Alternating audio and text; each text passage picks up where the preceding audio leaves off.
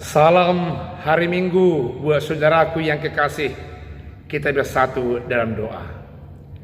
Damai sejahtera yang melampaui setiap akal dan pikiran manusia menyertai saudara-saudara sekalian di dalam Kristus Yesus Tuhan kita yang bangkit itu. Amin. Hari ini hari Minggu yang disebut namanya Minggu Rogate, artinya berdoa. Dan tema minggu kita pada hari ini adalah berdoa dalam iman atau doa orang beriman. Bapak Ibu saudara yang kekasih, diharapkan setiap saat berdoa dalam pengharapan dan iman kepada Allah dalam nama Yesus yang mengabulkan doa kita itu.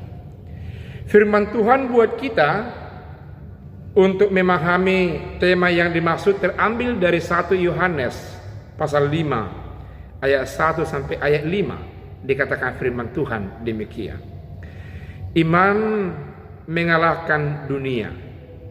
Setiap orang yang percaya bahwa Yesus adalah Kristus, lahir dari Allah, dan setiap orang yang mengasihi Dia yang melahirkan, mengasihi juga Dia yang lahir daripadanya. Inilah tandanya bahwa kita mengasihi anak-anak Allah. Sebab inilah kasih kepada Allah, yaitu bahwa kita mengikuti perintah-perintahnya. Perintahnya itu tidak berat. Sebab semua yang lahir dari Allah mengalahkan dunia, dan inilah kemenangan yang mengalahkan dunia, iman kita. Siapakah yang mengalahkan dunia selain daripada dia yang percaya bahwa Yesus adalah anak Allah? Demikian firman. Saya mau memulai, ada dua latar belakang mengapa Yohanes menuliskan suratnya ini kepada orang-orang yang percaya kepada Yesus Kristus. Yang pertama, oleh karena di tengah-tengah jemaat, di tengah-tengah persekutuan, ada goncangan yang muncul dari dalam, mengguncang iman percaya mereka yang ada dalam persekutuan itu.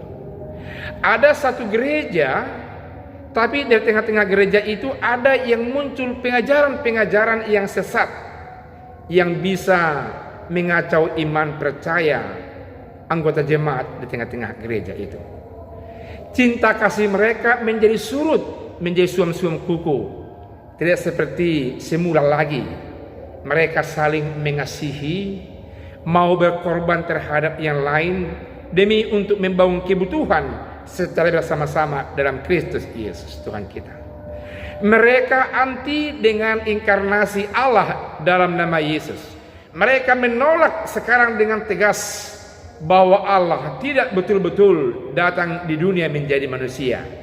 Inkarnasi Allah dalam nama Yesus mereka tolak. Itu sebabnya dalam ayat 1 Yohanes meyakinkan jemaat itu mengatakan, setiap orang yang percaya bahwa Yesus adalah Kristus, lahir dari Allah, dan setiap orang yang mengasihi Dia yang melahirkan, mengasihi juga Dia yang lahir daripadanya.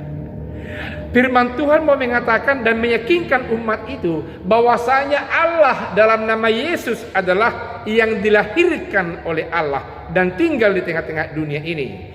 Allah yang melahirkan Yesus itu disebut inkarnasi. Allah yang menjadi masuk sarx dalam arti daging. Allah yang adalah roh, Allah yang adalah kasih, kini masuk menjadi daging, dan Dia sama seperti daging manusia, seperti jemaat yang ketika itu menyaksikan Yesus sebagai Tuhan. Dan kepada jemaat kita masa kini yang mungkin juga goncang dengan pemahaman itu, diyakinkan oleh firman ini, jikalau kita mengaku sungguh-sungguh kepada Allah dalam nama Yesus, kita dilahirkan oleh Allah, dan itu sudah lebih dahulu ditempuh oleh Allah dalam nama Yesus, Allah yang telah menjadi daging. Dikatakan oleh firman Tuhan selanjutnya dalam ayat berikutnya, ayat 2, inilah tandanya bahwa kita mengasihi anak-anak Allah yaitu apabila kita mengasihi Allah serta melakukan perintahnya.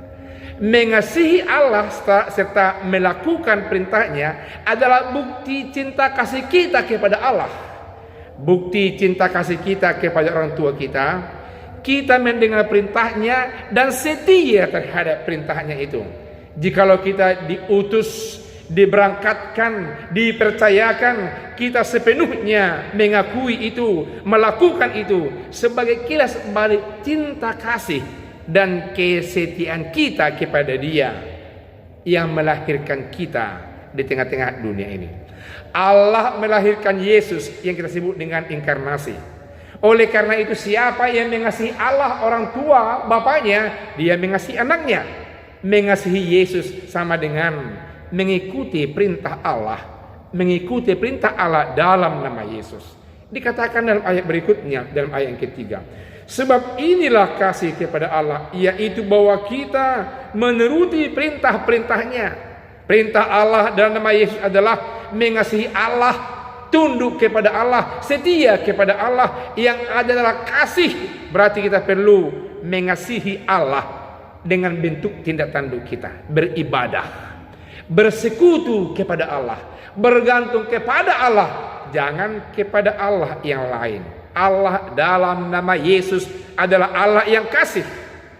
Dan yang kedua, mengasihi sesama manusia, memperlihatkan kualitas cinta kasih Allah yang saya terima, yang diperlihatkan kepada sesama manusia adalah bukti ketaatan yang sudah mengasihi Allah di tengah-tengah dunia ini. Kasihilah sesama manusia tanpa ada batas oleh karena faktor satu marga, satu gereja, satu latar belakang, satu selera. Tidak, semuanya itu meski dihancurkan, mengasihi sesama tanpa batas. Karena kita sudah lebih dahulu dilahirkan sebagai bukti cinta kasih Allah melalui Tuhan kita Yesus Kristus. Ayat berikutnya dikatakan, ayat 4, sebab semua yang lahir dari Allah mengalahkan dunia. Dan inilah kemenangan yang mengalahkan dunia ini, yaitu iman kita. Kita meresponi Allah yang melahirkan kita itu dalam pemahaman yang baru, melahirkan cara hidup yang baru, dengan meresponi Dia yang telah menjadi sama dengan kita di tengah-tengah dunia ini, yakni mengimani kekuasaannya, mengimani kedasatannya, mengimani cinta kasihnya, mengimani kehadirannya, mengimani bahwa Dia memenuhi dunia ini. Allah itu adalah roh. Mengimani dengan menyembah Dia dalam roh dan kebenaran. Mengimani Dia dengan ketaatan kepada Dia melalui orang-orang yang telah diperintahkannya, yang telah dipilihnya. Siapa itu? Termasuk pemerintah. Tidak ada pemerintah yang tidak berasal dari Allah, yakni pemerintah yang benar, pemerintah yang memikirkan segala sesuatu kemakmuran, kesejahteraan umat yang dipimpinnya. Karena itu, saudaraku yang kekasih, mari kita taat kepada apa yang diaturkan oleh pemerintah dalam rangka membangun kesejahteraan kita di tengah-tengah dunia ini. Meski kita imani bahwa Allah yang memilih mereka dalam rangka menggiring kita kepada hal-hal yang baik, kepada persatuan, kemakmuran, kedamaian, keadilan, kebersamaan di tengah-tengah dunia ini, dalam rangka untuk memuliakan Allah Tuhan kita di tengah-tengah dunia ini. Saudaraku yang kekasih, firman Tuhan ini dikatakan di dalam tema tadi agar kita berdoa dengan sepenuh iman. Mari kita menyampaikan permintaan kita dengan kebulatan iman, kebulatan tekad bahwa Allah Bapa di sorga mendengar dan mengabulkan doa kita. Saudara, sekarang ada yang takut dengan keadaan ini. Saudara kita ada yang sakit dilanda oleh pandemi ini. Mari berdoa setiap saat agar Tuhan turun tangan, memberkati doa kita, memberikan kesehatan, melindungi kita dari segala sesuatu mara bahaya yang mengancam kini di tengah-tengah kita. Ayat terakhir dikatakan, siapakah yang mengalahkan dunia selain daripada dia yang percaya bahwa Yesus adalah anak Allah. Yang mengalahkan dunia ini adalah yang percaya kepada Yesus yang adalah anak Allah. Saya percaya kepada Allah dalam nama Yesus yang datang hadir di tengah-tengah dunia ini. Saya percaya bahwa Yesus adalah anak Allah yang sungguh-sungguh memiliki kuat kuasa diberikan Allah kepadanya, dan saya memperoleh kekuatan untuk menaklukkan kehendak-kehendak jahat di tengah-tengah Yohanes, bahwa dunia ini adalah dunia yang penuh dengan kejahatan, kenakalan, keinginan daging kita. Dan orang yang bisa menaklukkan itu adalah orang yang mengakui Yesus adalah anak Allah.